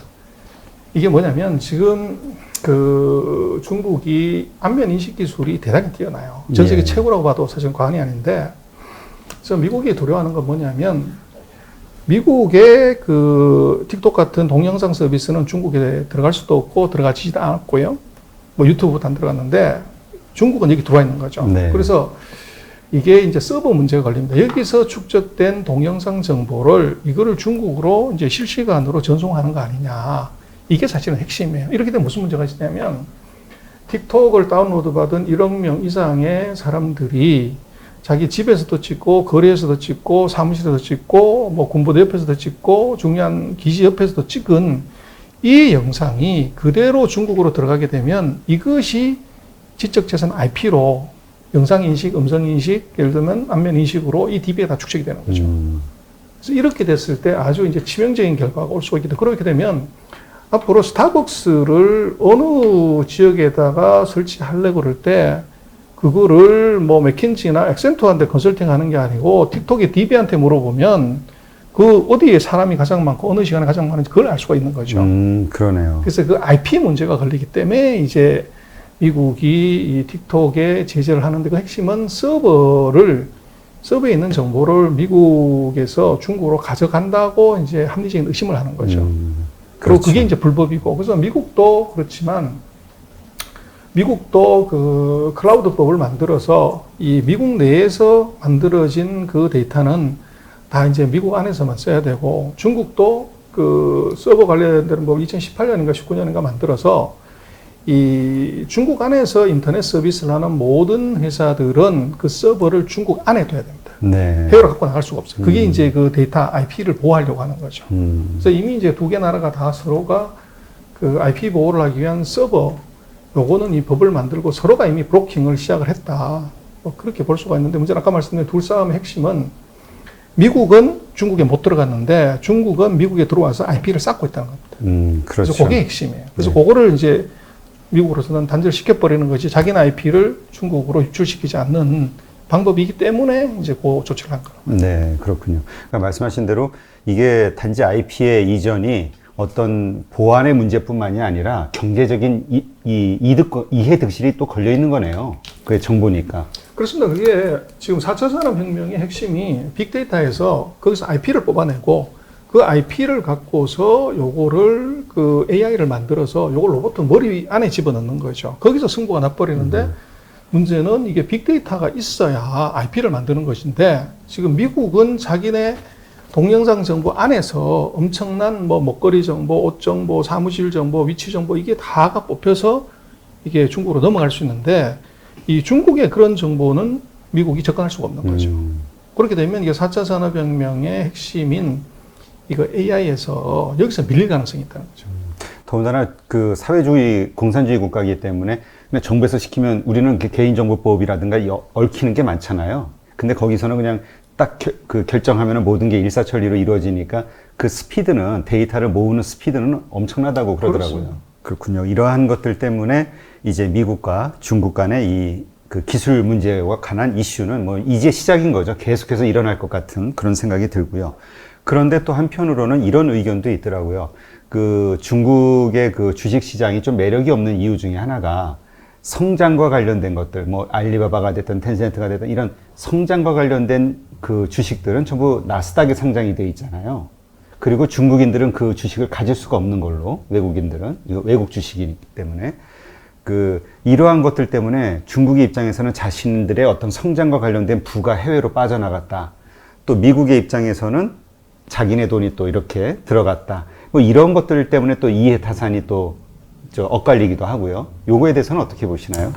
그거는 이제 코에 걸면 코걸이 뭐 이제 귀에 걸면 귀걸이 그렇게 하는 거죠. 그래서 중국은 왜 그러면은 아리바바나 탄센트가 홍콩이나 뉴욕에 상장을 했냐고 그러면 인터넷 회사들은 처음부터 이익이 안 나요. 적자가 크다고. 근데 이 중국은 보면 상장 조건에 보면 2, 3, 4 조항이 있어요. 뭐 이익이 뭐 3년 이상 경과해야 되고 뭐 이익이 3년 나야 되고 뭐 이런 조항이 있는데 중국의 인터넷 회사는 그 조항을 맞출 수 없어요. 그래서 저부터 상장이 안 됩니다. 조건을 못 맞췄고 두 번째는 이제 중국도 우리하고 똑같이 주주 평등의 원칙, 이 주주는 다 똑같아야 됩니다. 똑같은 권리를 가져야 되는데 중국의 인터넷 회사들은 뭐 예를 들어 마윈 돈 하나도 없이 창업을 했기 때문에 외부로부터 벤처나 기관들로부터 많은 투자를 받았죠. 그래서 마윈이 뭐 중국 최고의 부자라고 하지만 알리바바 지분의 8% 지금 좀 팔아가지고 아마 8% 다 될 겁니다. 네.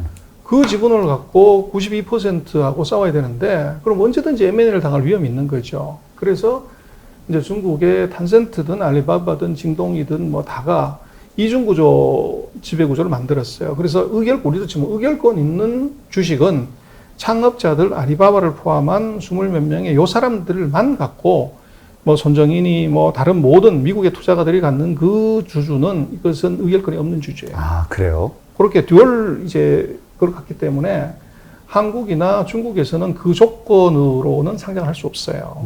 그럼 어떡하냐? 할 수 없이 해외로 가야 되는 거죠. 그래서 이제 홍콩하고 이 나스닥으로 그 NYSE로 간 것이고, 또 이제 그 미국의 입장에서는 그런 거죠. 우리가 뭐 어떻게 보면 이제 우리 돈 갖고 중국에 다 가져갔다 이렇게 얘기를 하는데, 문제는 그러면은 미국 투자가들은 전 세계 다 투자하잖아요. 그렇죠. 그럼 그건 어떻게 볼래? 그거는 이제 자기 입장에서 정치적인 논리로 그냥 갖다가 놓은 거고, 그러면 이제 성장성이 좋아져가지고 주가가 2배, 3배 올라갔을 때 그 이익은 미국 투자가 본 거죠. 뭐 대주주는 지분이 똑같은데 아무것도 얻는 게 없잖아요. 팔지를 못하니까. 그렇죠. 그래서 그렇게 놓고 보면 서로가 이제 주먹이 어떻게 생기냐고 그럴 때 이렇게 보면 튀어나왔는데 이런 쑥 들어가는 걸, 그거를 관점에 따라서 자기 유리한 걸로 해석을 하는 것이고요. 그래서 지금 문제는 하여간 트럼프 대통령이 뭐 미국에 상장된 중국 기업을 상장 폐지시키겠다. 그래서 이미 정치인의 뭐 경제를 좀 아는 사람, 금융을 아는 사람 입장에서는 그게 얼마나 위험한 건지를 이거를 알고 있는데, 뭐 이제 트럼프 대통령 같은 경우는 굉장히 정치적인 발언을 한 거죠. 그래서 지금 미국에 상장되어 있는 중국 기업의 시총이 한 1조 9천, 2조 달러 정도 돼요. 그래서 이걸 정말 다 상장 폐지시키면 어떻게 되냐 그러면, 그게 지금 말씀드린 것처럼 홍콩으로 이게 중국이 돈 줘가지고 이러다 이전을 시킨단 말이에요. 그렇게 되면 지금 미국이 홍콩을 죽여버려서 이거 아시아 금융시장의 기능을 이제 없애서 중국으로 들어가는 돈줄을 막으려고 하는데, 네. 이게 지금 금기관이 다 도망가야 되고 상장회사들이 도망을 가야 되는데, 문제는 미국에 있는 2조 달러어치 회사가 이쪽으로 돌아버리면 홍콩의 시가총액이 한 34% 정도 늘어나게 돼요. 그리고 지금 전 세계에서 인터넷 회사의 성장성을 놓고 보면 가장 빠른 것이 중국이에요. 그래서 미국 인터넷 회사를 빼고 나면 인터넷에 투자를 하려고 하면 이건 중국 인터넷 회사밖에 없다고요, 실제로는. 근데 이렇게 되면 지금 미국에 상장되는 대부분의 중국 기업 인터넷 회사가 되어버리는데, 그럼 미국 인터넷, 글로벌리 인터넷을 투자하는 기관 투자가나 개인들 입장에서는 미국 빼고 나서 이게 미국 비중보다도 이게 적지 않은 사이즈면 인터넷 주식을 살려면 어쩔 수 없이 홍콩을 와야 되는 거죠. 네. 그렇게 되면 홍콩의 자금이 빠지는 것이 아니라 이 중국의 인터넷 회사 때문에 인터넷 ICT를 투자하는 인베스터들은 어쩔 수 없이 이쪽에 가서 주식을 사야 되는, 이게 정책이 어떻게 보면 서로 엇박자가 나는 이런 문제가 생기고, 미국에서 상장 폐지한다고 그러면 누가 손해냐. 근데 대주주는 어차피 지분을 그냥 갖고 있으니까 상장 폐지되면 뭐 상해든 홍콩에 재상장하면은 그 지분이 그대로 유지가 되는 건데, 문제는 상장 폐지를 하게 한다고 하면은 이것은 뭐 주가가 일단 유동성이 떨어지게 되죠. 그렇죠. 100원 하던 주가가 30, 20 상장 폐지하니까, 그러면 공모를 해서 샀던 미국의 개인들을 이 투자가들이 손해를 보는 거죠. 그러면 이제 뭐 대주주든 회사가 100이었던 주가가 폭락한 20에서 이걸 다시 회수를 해서 홍콩에 와서 재상장을 하게 되면 그 회사가 돈을 버는 거죠. 또는 이제 대주주가 돈을 버는 거죠. 그렇게 됐을 때 그 2조 달러의 이 거대한 자금이 거기서 손실이 나는 것을, 그거를 이제 투자가나 또는 기관 투자가들의 손실을 과연 정부가 그렇게 할 수가 있냐, 현실적으로. 이제 그것도 보면은 안을 좀 들여다놓고 보면 그게 현실적으로 그렇게 쉽지 않다. 그리고 더 웃기는 건 그렇죠. 그 중국의 기업을 다 상장 폐지시키겠다고 하는데, 최근에 그 샤오펑이라고 그 중국에서 잘 나가는 전기차 회사가 3개가 있는데, 그 중에 한 개 회사가 그 최근에 지난주인가요? 미국에 상장을 했어요. 네. 그럼 이거 아니 다 상장 폐지시키겠다는데 거기다 왜 상장을 하냐? 그리고 그 주관사가 뭐 그 메릴린치나 무슨 뭐 모건 스탠리나 뭐 크레딧 스위스나 이런 이제 미국계 IB, 글로벌 IB들이에요. 그러면 그 상장 폐지된 회사를 거기다 상장시켰다는 것은 그 IB들이 자기 고객 물먹이는 거죠. 그렇죠. 그래서 그 얘기는 뭐냐 그러면, 트럼프 대통령의 그 말폭탄, 그것에 대해서 IB들은 신뢰하지 않는다는 거죠. 그렇게 해석할 수 있을 것 같습니다. 그렇죠. 그러니까 금융 경제학적으로 그게 도저히 현실 가능성이 떨어지는 이야기이기 때문에 그렇게 뭐 그걸 정말로 진실로 받아들였다고 하면 그런 추가적인 위험한 행동을 하지 않겠죠. 그렇게 이해를 하면 되겠네요. 그런데 이거는 어떻게 보시나요? 그러니까 이렇게 성장과 관련된 것들이 전부 미국 쪽으로 가다 보니까 진짜 주식을 주도하는 주도주들은 전부 성장주잖아요. 중국 내부에 이런 성장주가 별로 없다. 그래서 중국 주식이 별로 좀 재미가 없다. 이런 얘기도 있거든요. 그래서 앞으로 중국 정부가 키우려고 하는 그 커창반이라고 하나요? 거기에만 좀 집중을 해야 되지 않느냐. 이런 얘기도 있거든요. 거창반은 외국인에 투자할 수 없습니다. 약간 ETF 형태로 뭐 할 안 수 됩니다. 있다고. 지금은 ETF도 형성이 안 되고요. 네. 그래서 이제 그건 어떻게 볼 수 있냐면, 워런 버핏이 성장주만 투자해서 그 세계 최고의 부자가 됐냐, 금융에서. 코카콜라 사가지고 20년 갖고 있었는데 60배 올라가서 그래서 부자 된 거거든요. 그래서 지금 중국에 대한 오해 중에 하나도 성장주의 스토리를 얘기하지만 최근 3년 동안에 테슬라보다도 이게 아마존보다도 더 올라간 주식들이 있어요. 저게 중국에. 아, 그래요? 그럼요. 그래서 뭐 테슬라 무슨 뭐 아마존 다가 뭐 근원 들어가지고 최근에 한 300% 정도 주가가 올라갔는데 그 이상 올라간 주식들이 중국에 있어요. 더 올라간 종목들이. 근데 이제 중국은 왜 그러냐 그러면 기술은요, 죽었다 깨도 시장을 못 이깁니다. 기술을 첨단 기술을 자꾸 개발하고 하면 그걸 이제 엔지니어들은 브로딩 테크놀로지, 피를 줄줄 흘리는 기술이라고 얘기를 해요. 그래서 자꾸 첨단 기술을 개발을 하면 이걸 돈을 못 벌고 자꾸 취미생활을 하는 거죠. 기가 막힌 제품을 계속 이제 만든다는 것, 그게 있는데 문제는 지금 중국이 왜 이제 내수 시장에 예를 들어서 마오타이다, 무슨 뭐 항서제약이다, 뭐 이런 회사 주가들이 이게 3배, 4배씩 막 기어 올라가는 이유가 뭐냐? 이건 아주 심플합니다. 미국하고 일본하고 유럽을 합친 것보다도 더 큰 시장. 3억 2천만 플러스 6억 1천만 플러스 1억 5천 해서 10억이잖아요. 그런데 중국은 14억이에요. 그래서 이게 성장 준 거죠. 내수 자체가. 그렇죠. 그래서 이제 그게 중국의 내수주가 이게 테슬라보다 더 올라간 주식이 나오는 이유는 그 성장주를 그 기술의 성장 속도로 보면 안 되고 시장의 성장 속도로 봐야 돼요. 그래서 지금 중국이 우리는 이제 14억의 거지들이 뭐 이게 구매력이 있어 이렇게 얘기를 하지만 중국이 $10,000란 말이에요. 포켓탱컴이. 그 $10,000를 어떻게 계산한 거냐 그러면 14억을 줄 세워가지고 가운데 딱 쳤을 때 7억 등 하는 사람이 $10,000라고 봐야 돼요. 그래서 샘플이 커지면 중간값하고 평균값이 같아집니다. 근데 그 문제는 상위 1등부터 7억 등까지 소득은 얼마냐는 거죠. 이게 얼마냐고 봐야 되는데 지금 보면 중국이 내수시장에 관한 포텐셜을 보면 작년에 보면 전 세계 루이비통, 구스, 베르가모, 샤넬의 명품의 34%를 중국이 샀어요. 아, 네. 전 세계 BMW, 벤츠, 아우디, 페라리 전 세계 9대 명차의 27%를 중국이 샀습니다. 전 세계 면세점 매출액의 절반을 중국이 사갔어요. 아니 14억의 거지가 어떻게 이걸 사냐 이거예요. 그래서 우리가 보는 것은 14억 중에서 7억 등 밑에 있는 이 사람들을 $10,000 이하 사람들을 보면서 중국이 망했다, 뭐 거지다, 구매력이 없다, 성장이 없다, 미래가 없다 얘기하는 거고 7억 등부터 이 1등, 1억 등까지 이 상위 7억 명을 우리가 안 보는 거예요. 그래서 지금 작년인가 추산한 거 보면 가구 소득 상위 10% 1억 400만 명의 커트라인 소득이 $62,000라는 거예요. 미국과 비슷해요. 상당하네요. 그래서 미국하고 이 같은 수준이기 때문에 그래서 이 구매력이 무지막지하다는 것이고 그래서 이게 결국은 그 중국의 이 첨단이 아니더라도 성장 산업을 만들어 버리는 거죠. 그래서 이제 그거를 오해를 하면은 이게 보급률이 빨라지고 신기술이 등장하는 것만 성장주다. 이렇게 보면 안 되는 거죠. 아까 말씀드린 것처럼 기술은 시장을 못 이긴다. 시장이 성장하는 것이 성장주지 이게 기술이 빨리 성장하는 것이 성장주가 아니라는 거예요. 그래서 시장이 성장하지 않고 기술만 성장하면 그게 버블로 터집니다. 그렇군요. 그래서 뭐 테슬라니 뭐 이런 이제 첨단주들이 주가가 폭등을 했지만 결국은 어느 순간에 이제 꼭대기에 올라가서 봤을 때 도대체 몇 대 팔았지? 이렇게 봤을 때 이게 너무 멀리 올라왔다. 그러면 이건 어쩔 수 없이 밑으로 떨어져야 되고 결국은 시장에 못 받친 기술은 버블로 간다. 그래서 뭐 지금 미국의 테크 주식이 센데 이것은 이제 유동성의 힘도 있고 기술 자체의 힘도 있고요. 또 중국의 지금 이 첨단주라고 하는 그 거창반의 회사들이 보면 매출액 증가율이 뭐 300%, 400%씩 합니다. 많은 성장을 해요.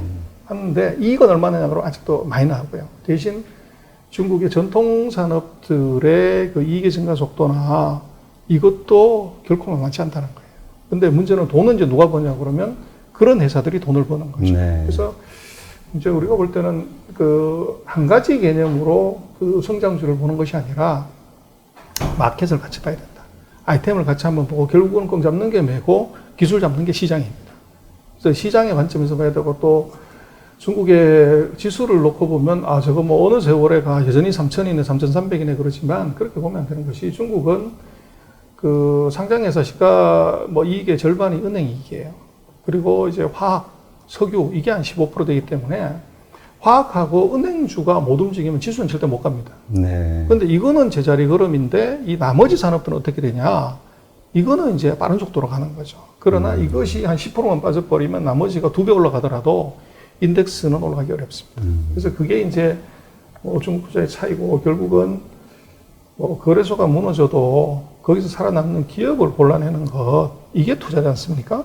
그래서 지금 중국은 제가 볼 때는 이 14억을 가운데 툭 쳐가지고 7억 등 하는 사람의 평균을 보고 얘기하는 것은 그건 이제 별 의미가 없고요. 그 업종하고 기업을 깊이 들여다보고 거기서 이게 워런 버핏이 한 것처럼 이게 어떻게 보면 60배 올라가는 그런 종목, 그런 주식. 근데 그것은 워런 버핏은 20년 걸렸지만 미국은 3억 2천이지 않습니까? 네, 그렇죠. 중국은 14억이에요. 거의 5배 가까운 거기 때문에 이 중국에서는 4년에서 5년이면 워런 버핏이 골랐던 코카콜라 같은 회사가 등장하게 되는 겁니다. 그래서 그거를 이제 정확하게 보고 그 트렌드를 읽는 노력 그게 필요할 것 같습니다. 네. 그런데 이런 반론을 제기하는 분들도 있거든요. 중국에서 제시하는 통계, 수치를 어떻게 믿을 수 있느냐, 이 신뢰에 대한 언급을 하시는 분들이 있어요. 그러니까 그 가끔 일어나는 그 중국 나스닥의 그 회계 부정 중국 기업의 이런 사례들을 봐서도 그렇고 과연 우리가 중국에 안심하고 투자할 수 있겠는가? 정부의 수치를 믿고 정말 그 소득이 정말인지 그 기업의 실적이 정말인지 이걸 우리가 어떻게 믿겠는가?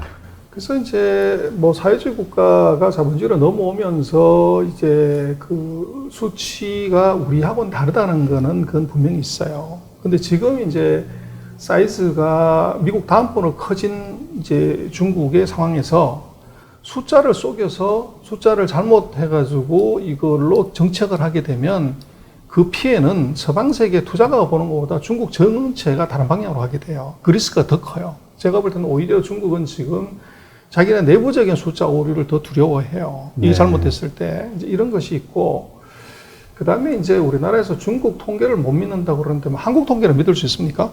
똑같이 뭐 통계 숫자 다 바꾸고 미국도 마찬가지로 GDP 안에 포함되는 숫자를 계속 바꾼단 말이에요. 그래서 제가 볼 때는 중국의 숫자는 우리도 그렇습니다만은 통계는 트렌드를 보는 것이지 이 추세를 놓고 보면 그 추세 변곡점이나 속도가 어떻게 되냐로 판단을 하는 것이 맞고 거기에 이제 그 실제하고 그 숫자하고의 차이가 있다고 하면 거기에 대한 일정한 만큼의 비중만큼을 빼는 것은 그건 선수의 감일 것 같아요. 이제 그걸로 트렌드를 읽는 것이 답이고 절대 숫자가 이게 과연 맞냐 안 맞냐에 대해서는 한국 GDP도 미국 GDP도 중국 GDP도 논란 예시가 많아요. 그걸 갖고서 뭐 맞네 안 맞네 그거 하는 것은 그러면 한국 GDP는 검증할 수 있냐? 미국 GDP는 검증할 수 있냐? 그럼 미국은 부도 안 났냐? 롱터 캐피탈부터 시작해서 엄청난 회사들이 부도가 났는데 그건 그러면 회계 투명성 어떡할래? 그래서 그거를 자꾸 이제 얘기하는 것은 좀 넌센스고 그것은 그 중국의 통계치를 해석하고 정확하게 엑기스를 집어내고 뽑아낼 수 있는 능력에 관한 문제지 그게 숫자가 맞냐 틀리냐 하는 것은 이제 넌센스고요. 또 하나는 지금 이제 루이신 커피 같은 경우가 분식 결산으로 인해서 도산을 했다. 네. 이제 얘기가 있는데 우리나라 코스닥의 회사가 상장을 했는데요. 거기서 분식 결산으로 상장 폐지하는 회사가 1년에 아무것도 없을 것 같습니까? 우리도 몇 개씩 많을 때 몇십 개씩 돼요. 1년에요? 그렇죠. 우리도 상장 퇴출하는 회사가 많잖아요. 그게 다 회계 분식, 뭐 감사 의견 거절 이걸로 상장 폐지되지 않습니까? 그래서 중국의 그런 회사는 나스닥에 상장하는 회사는 단 한 개도 예외 없이 다 그렇게 좋은 회사만 가는 거냐? 그렇지 않다는 거죠. 근데 문제는 루이신 커피를 IPO를 한 회사는 도대체 누구냐는 거죠. IPO를 시켜준 회사. 그거는 미국의 IB들이 한 거죠. 네, 그렇죠. 미국에 상장을 하려고 그랬으니까. 그러면 미국의 IB는 세계 최고의 리서치 능력하고 듀디리전스 능력을 가진 회사라고요. 근데 미국 회사가 IPO 시킨 회사가 부도가 났다고 하면 미국의 IB들에 대한 책임 문제가 있는 거죠. 그럼 얘들은 뭐 했냐는 거죠. 그래서 그렇게 놓고 보면 그 부분을 전체로 이제 확도에 해석하면 안 되고 99개 중에 100개 중에서 이 99개는 멀쩡한 한 개가 썩었다고 그래서 나머지 99개 다 썩었다 이렇게 보는 것은 돈 먹을 근데 그런 합리적인 의심은 반드시 해야 됩니다. 네. 해야 되는데 문제는 그 의심이 과하면 안 썩은 사과를 썩었다고 오인해서 먹을 기회를 놓친다는 거죠. 그래서 한국 같은 경우는 제가 볼 때는 이제 중국에 관해서 아까 말씀하셨지만 우리가 최근 3년 동안 이제 사드 이후에 당한 것이 많기 때문에 이제 과도하게 중국에 대해서 이제 조금 그 부정적인 시각으로 많이 보다 보니까 돈 먹을 수 있는 기회를 이걸 이제 자꾸 상실을 하는 거죠. 그리고 이제 거기에 대해서 이 돈을 못 먹게 되면 이제 부정적으로 보게 되고, 근데 제가 볼 때는 조금 객관적으로 놓고 보면, 그리고 그 성장의 주류, 메인스트림을 봐야지, 거기에 주변에 있는 이제 작은 가지나 마이너한 이슈를 그걸 크게 확대시켜서 이게 전체다. 이렇게 얘기하는 것은 그렇게 해서는 본질을 보는 것은 아닙니다. 그리고 정말로 중국이 그렇게 이제 회계 부정이 많고 통계가 엉터리고 하면 미국이 그럼 저렇게 압박하고 건드리고 해야 될 이유가 없죠. 그런 엉터리 나라, 사기의 나라는 가만둬도 일정한 시간 지나면 저절로 망해버릴 건데 네. 그렇게 강하게 견제하고 깊이 들여다갈 이유가 없습니다. 그리고 이제 미국의 많은 기업들 뭐 생각을 해보면 중국이 그런 이제 실효성이 떨어지고 통계가 문제가 많고 이게 사기성이 농후하고 뭐 이렇다 하면은 거기에 진출하는 기업은 뭐냐는 거죠. 그래서 포춘 500대 기업 중에서 중국에 들어가 있지 않은 기업이 하나도 없는데, 그리고 뭐 트럼프 대통령이 그렇게 이제 가지 말라고 미국 오면은 이게 여러 가지 우대 조치도 준다고 하는데 지금 미국의 최고의 전기차 회사가 이게 테슬라가 중국에다가 세계 최대 공장을 지었단 말이에요. 네. 그리고 어떻게 해석해야 되냐는 거죠. 그래서 제가 볼 때는 조금 우리가 중국을 바라보는 시각을 너무 이제 그 선글라스를 좀 짙은 색깔, 이 착용하는 정도, 자외선 정도를 막는 정도로 써야 되는데 이게 너무 짙은 색깔을 쓰고 보다 보니까 사물을 좀 정확하게 보는 게 좀 떨어지는 거 아닌가 싶고, 또 분명한 것은 중국은 우리하고 다른 체제입니다. 뭐 주식회사가 있고 주식시장이 있다고 하지만 중국은 분명한 것은 사회주의 국가고 이게 우리 같은 자유민주주의 국가가 아니에요. 그래서 그 관점에서 차이를 인정을 하고 들어가 보고 거기서 있는 포텐셜 리스크는 반드시 고려해야 됩니다. 근데 이제 그것을 넘어서서 이제 이 부분을 전체로 확대해서 가는 오류, 이건 피해야 됩니다. 네. 근데 지금 말씀하신 것처럼 중국이 정말 고성장을 지난 수십 년간 이루어왔잖아요. 그리고 그로 인해서 정말 잘 살게 된 수억 명의 사람들이 생겨났고요. 근데 이것은 미국의 용인이 있었기 때문에, 미국의 어떤 협력이 있었기 때문에 가능했던 수치인데, 이제 미국이 그거를 막기 시작했으니 지금처럼 계속 성장할 수 있겠는가, 이제는 쪼그라드는 거 아닌가라는 생각을 하는 분들이 있거든요. 그래서 이제 미국이 중국을 키워버린 거죠. 네. 그래서 제가 볼 때는 뭐 미국이 3번 헛발질을 한 것이, 첫 번째 2001년에 WTO를 가입해주면 중국이 사회주의를 버리고 자본주의로 나올 거라는 이제 이 헛발질을 한번 했고, 두 번째는 이제 이게 2009년에 이게 스스로 자기 집에다가 금융에 불을 질러서 자기 집도 태우고 전 세계를 홀랑 태우면서 거의 10년 가까이 사실은 전 세계 경제가 이 미국 경제가 헤맨 거죠. 네. 그래서 중국이 뭐 개혁 개방 이후에 대박 났다 무슨 컸다고 그러지만 역사를 놓고 보면 2010년 이후에 빠른 속도로 커요, 중국이.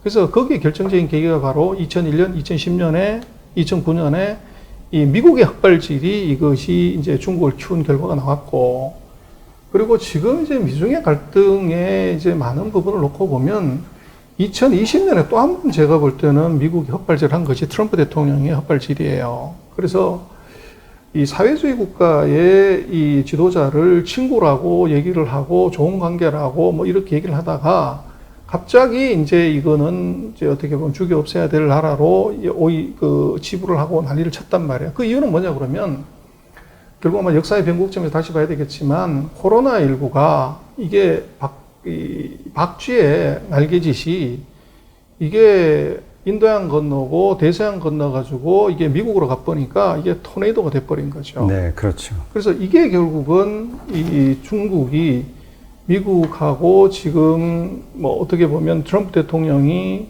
뭐 금년 3월 이전까지는 잘 지내다가 확 변한 이유가 코로나19 때문에 그런 거죠. 근데 네. 코로나19가 만든 결과는 뭐냐 그러면 미국을 2차 대전 수준으로 만들어버린. 그래서 어떤 면으로요? 지금 이제 한국전쟁 때 미군이 한 5만 명 정도 죽었고, 1차 대전 때 한 17만 명, 그리고 2차 대전에 한 40만 명 정도 미국 군인이 죽었는데, 지금 미국에서 사망한 이 코로나19 환자가 18만 명 가까이 돼요. 그럼 이미 1차 대전은 넘어갔고, 근데 2차 대전은 이게 5년 동안 죽은 사망자가 40몇만 명인데, 지금 금년 들어서 사망한 인구가 18만이란 말이에요. 그렇게 놓고 보면 이것은 2차 대전 수준인 거죠. 그래서 결국은 이것은 트럼프 대통령의 헛발질이 이런 결과를 갖고 왔고, 그리고 이제 뭐 미국이 최근 2년 동안 중국을 그렇게 강하게 압박했던 이유는 뭐냐 그러면 바로 중국이 너무 빨리 치고 올라오기 때문에 이걸 누르려고 한 건데, 문제는 이번에 또 미국이 헛발질 해가지고 이 갭을 더 줄여버렸다고요. 그래서 무슨 말이냐면, 뭐 미국이 1년에 한 2%에서 3% 성장하는데 이번에 마이너스 8% 뭐 코로나19 때문에 9%뭐 심하면 두 자릿수까지 마이너스 나온단 말이에요. 그러면 최근 2년 동안 성장했던 게 다 빵이 된 거죠. 근데 지금 중국은 뭐 어떤 예측치도 금년도에 이게 플러스를 본단 말이에요. 그리고 내년은 더 성장률이 상대적으로 높아지고, 그렇게 되면 중국이 잘해서가 아니라 미국이 이게 헛발질을 해가지고 3번의 중국을 죽여버리고 할 수 있는 기회를 다 놓쳐버린 거죠. 그 사이에 커져버렸는데 이 커진 것의 사이즈가 지금 이제 1970년대 소련을 죽일 때 소련이 미국 GDP 한 44%였었어요. 네. 그때 이제 소련을 페레스트로이카를 통해서 갈기를 찢어서 이제 지금 러시아 정도 8%를 만들었고, 일본이 1985년에 미국 GDP의 34%, 35% 아니 40%안 되는 수준이었습니다. 그때 이 프라자 합의를 통해 가지고 일본을 30년 동안 이제 죽여서 밥을 만들었죠. 근데 문제는 지금 이제 말씀하신 중국이 독자적인 생존력 없이 이거 통제를 하면 끝나버려야 되는데 이게 사이즈가 너무 커졌다는 거예요. 지금 금년도 같은 경우에 아마 미국이 마이너스 한 8에서 9를 가고 중국이 플러스 1, 2 정도로 가게 되면 미중의 그 경제력 비중은 원래는 한 66% 정도가 돼야 되는데 금년에 한 72%, 내년 가면은 아마 74에서 78%까지 가버립니다. 그렇게 되면 이제 미국은 역대로 보지 못했던 이제 가장 최강의 넘버2를 만나게 되고, 그래서 지금 중국 같은 경우가 이게 그 예전에 예를 들면 그 소련이나 일본의 경우는 제조업을 미국이 같이 하고 있었단 말이에요. 네. 철강이나 자동차나 뭐 가전이나 반도체를 같이 하고 있었는데, 지금 같은 경우는 이걸 봉쇄를 해도 이게 과거 일본 같은 사태가 나타나기 어려운 것이, 이 제조업의 이 모든 생산 기반이나 인프라는 다 중국으로 넘어와 버렸다는 것이고, 미국은 스마일 커브 상에서 R&D하고 이 마케팅, 세일즈만 갖고 있고 중간에 있는 이 프로덕션에 관한 것들은 이건 다 중국에 와 있다는 거죠. 그게 네. 과거하고 지금 다른 점이라서 일본이나 소련을 죽였을 때하고는 스마일 커브의 구조가 바뀌었다는 겁니다. 그래서 이게 다시 이제 이 제조로 들어와서 리쇼어링을 하라고 하는데, 문제는 40년째를 지나간 기업들이 텍스 25% 낮춰준다고 해가지고 이게 다시 돌아갈 수가 없어요. 그래서 그렇게 놓고 보면 지금 너무 멀리 와버렸다. 그리고 미국이 중국을 죽일 수 있는 3번의 기회를, 이거를 중국이 잘한 것이 아니라 미국의 오판으로 인해서 헛발질하는 바람에 너무 키웠다는 거죠. 그래서 지금 사이즈로 놓고 보면 이미 70%, 74%를 넘어가는 과정에서는 이것은 독자적인 생존 능력의 가능성이 과거 2번의 넘버2보다는 훨씬 더 크다. 네. 그리고 아까 말씀드렸던 그런 스마일 커브 상에서 이 가운데를, 이거를 중국이 이미 완전히 독점하고 있기 때문에 이걸 쓸어 없애버리면 전 세계가 다 이제 문제가 된다는 거죠. 네. 그래서 그렇게 놓고 보면 이 싸움은 이것이 미국이 완벽하게 통제하기가 어렵고, 거기에 이제 중국이 그걸 어떻게 빠져나가느냐가 뭐 엄청난 지금 이제 그 싸움이 벌어지고, 또 이제 거기서 한국은 이게 고래 두 마리 싸울 때 그 어부가 될지 새우가 될지 그건 우리 선택의 문제죠.